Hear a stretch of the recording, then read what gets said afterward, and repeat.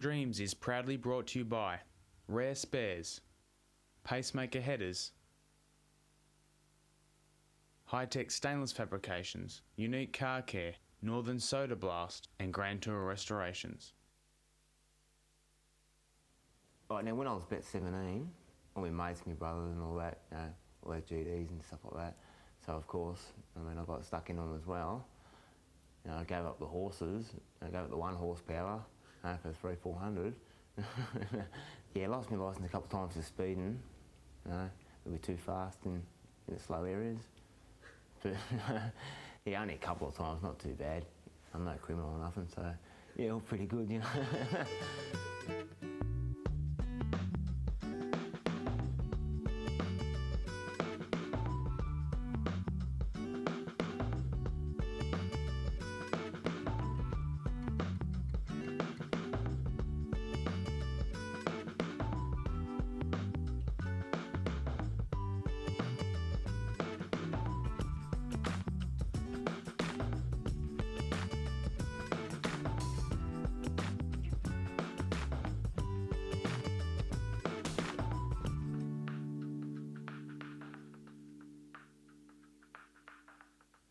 Yeah, I had a customer come in the other day and he wants to change the extractors in his car and he wants to leave the motor in there.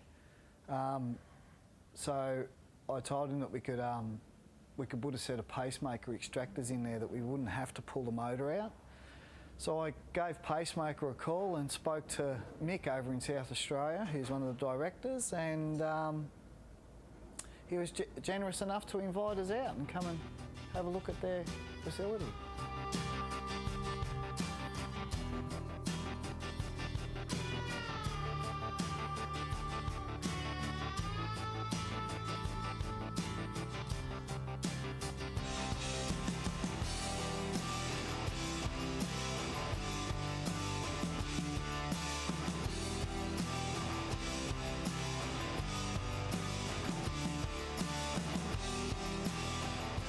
Pacemaker itself is a local company. It's been part of the western suburbs here in Adelaide for generations, and it started off in the small, humble beginnings of like most businesses do, but it has grown into a truly national company.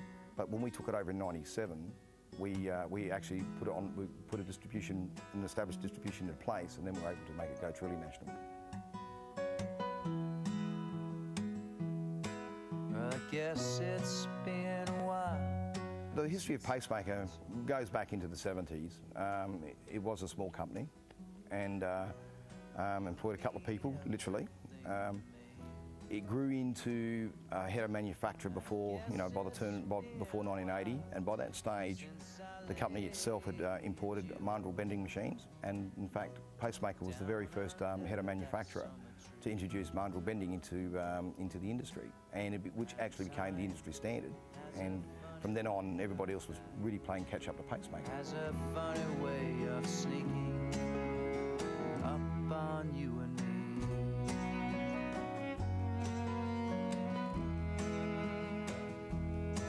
Well, I guess it's been a while since I mentioned how beautiful you are to me. So we're out at Pacemaker. We're lucky enough to be invited to come out here and have a look around and follow the process of a set of Cleveland extractors getting made. So this particular product is actually designed in such a way that it could be installed by somebody who's never seen the product before, and without having to remove the engine, without having to do anything other than install the product. So hopefully today we'll get to show you the process of what makes that actual header different and unique, and hopefully maybe even educate people so that they get an idea of what goes into it and why we do it.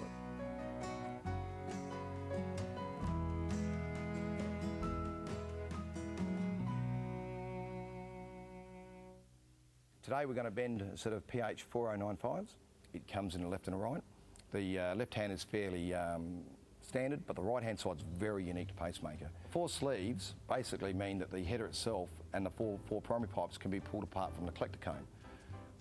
The idea behind that is that you end up with 5 pieces. You end up with 4 independent pipes, and you end up with a collector cone. And of course, the whole idea then is that you reassemble loosely the 4 pipes back in through the very narrow opening through what an XY or an XW actually gives you between the steering box and the block.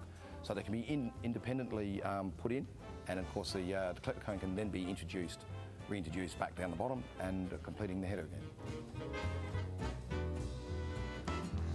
The program itself holds all the relevant information, but we also have extra features in there, such as we can actually look at the part before it's even bent. So this is a visual reference for the operator so that he can actually tell which pipe he's up to. Once we put it on the bender, we'll bend it up. It's all set up to smooth all the wrinkles and everything out, which is part of the mandrel system. Then, of course, what we'll do is we'll take the pipes off, put them in the jig, and what we can do from there, of course, is check them and make sure that all the pipes fit. And as they fit, any alterations that need to be made can be made, whether it be a degree or so. Here and there, the tubing can be hard, can be soft, it has springback problems, that sort of thing. All that can be ironed out with a degree here or a degree there. It's very important to actually check at this point to make sure that every pipe fits the jig as it's designed. These jigs have not been altered in a long time, so make them fit the jig, they'll fit the car. Mandrel bending is actually a very loose term in the industry. It's probably got a little bit better over the years, but pretty well much everybody used to claim that their bends were mandrel bending. But the reality is, unless it's got a mandrel that supports the bend right at the bend cycle, when the tubing basically wants to be crushed by the tube bender, unless it has an internal component which we call the mandrel, which holds it steady, unless it has that, then it's not a mandrel bender. There's all sorts of press bending and different versions of what a press bend is, but unless it's supported by a mandrel, it isn't a mandrel bend.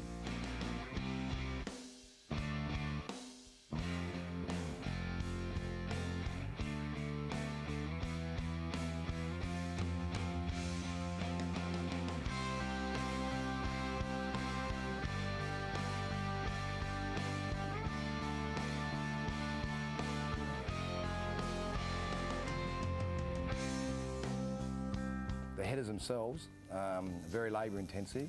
It's actually made by people who are enthusiastic and very passionate, but there's also, there's medial parts of the job, so it's a very high skill set, but it's somewhere in the middle. Everybody has a hand in making sure the product goes from A to B to C and ends up being a very high quality product.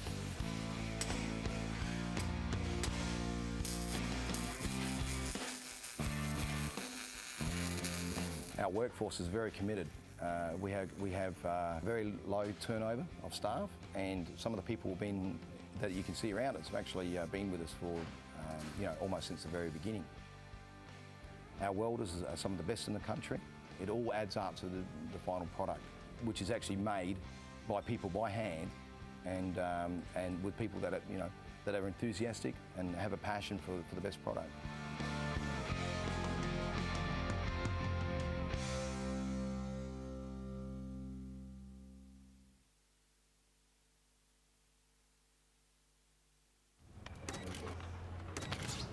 G'day, John. Can I have an autograph? Of course, mate. Yeah, I followed you for years. In the 1984 Australian Drivers' Championship, I was super excited when you came first. But how good was 1996 in the Australian Sports Car Championships at the Viscanda, yeah? At Rare Spares, we understand that car people may be a little obsessive.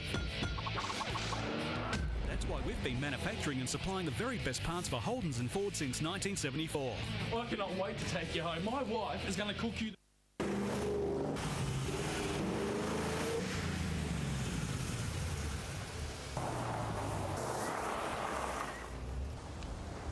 Geez, mate, that sounds all right. What have you done to it? Just got a full pacemaker system fitted.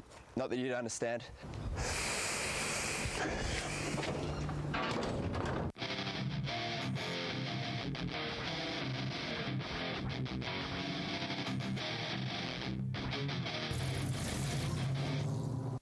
There are many advantages in South Australia.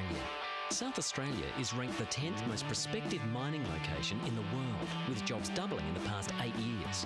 South Australia has billions of dollars of defence projects underway, creating thousands of high-tech jobs. Our education industry is thriving, providing opportunities for local students and bringing increasing numbers from overseas. And Adelaide is one of the world's most livable cities, with low housing prices. And they're just some of the advantages.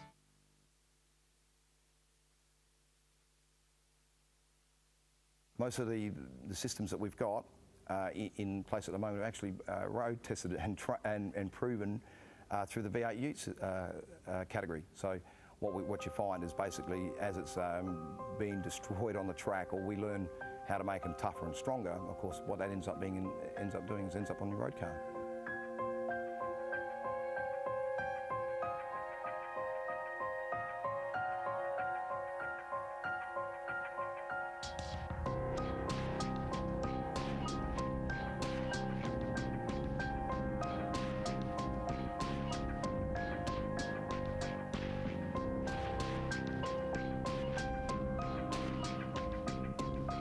Everything from the length of the excess tube will be removed.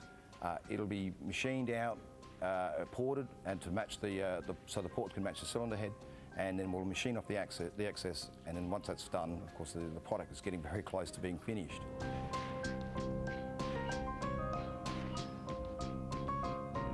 Then the job itself will be reassembled back in the welding bay. We put it back into a head plate. The head plate will simulate the cylinder head. We screw down the pipes, put the collector cone back on, and then we'll tack it to make sure that the customer gets the actual job that was welded together as a single unit. That's important because the pipes themselves, although they're still built in a jig, will still vary a little bit here and a little bit there, so the pipes themselves will interact. And when they go back to the same job, they'll make sure the job itself is assembled correctly.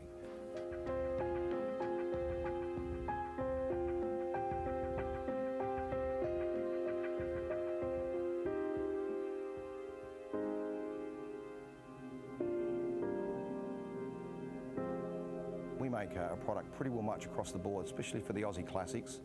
The catalogue itself dates into the 60s.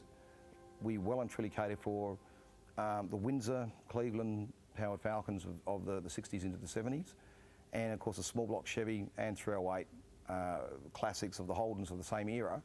But a lot of people don't realise we actually even do stuff for the tuned 6-cylinder Tirana and 6-cylinder Falcon of that era as well. So the catalogue itself is very, very vast and certainly aged. But the thing about Pacemaker is very proactive as a company, and what we've been able to keep up with the times. In fact, we've established a lot of the newer trends in the last few years. So our catalogue is up to date. It represents what is happening in the industry right now, right through from the LSX series of Commodores, and of course we do something for the Coyote, the supercharged Coyote. So our catalogue is very vast, and it probably is the most established catalogue in Australia.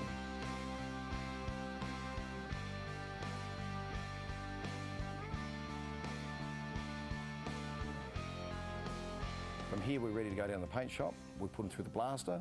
The blaster itself is a shot peen machine, it's a shot peen process.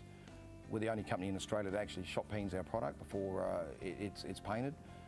It gets rid of acids and things like that, but what it does do, also being a shot peen process, is it smooths over the surface area in the same way that you'd shot peen pistons and that type of thing for longevity.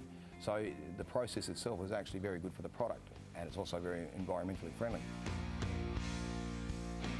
On the shot peen machine, we go through the paint shop itself, and the Pacemaker Blue that everybody knows is now applied.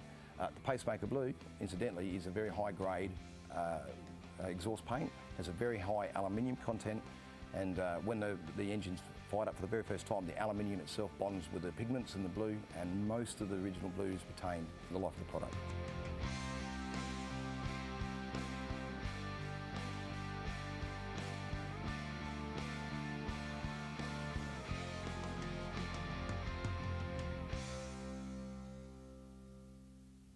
This is such a full-on, hands-on manufacturing business. You know, apart from the pipe getting bent by a machine and the laser cut end plates and stuff, everything else is done manually. You know, bits get put into a machine, it gets bent, flared. You know, everything's so intense, grinding, facing stuff, painting stuff, putting them in the ovens and booths and welders, and it's really intense. And I have to give Pacemaker credit where credit's due, because we don't see it in this country anymore. You don't see things that is 100% Australian made.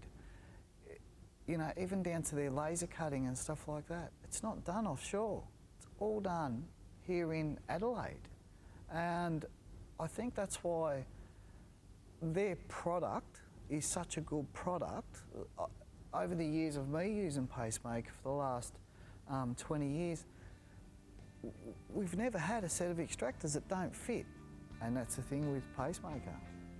They have systems in place and they're Australian made and they're spot on.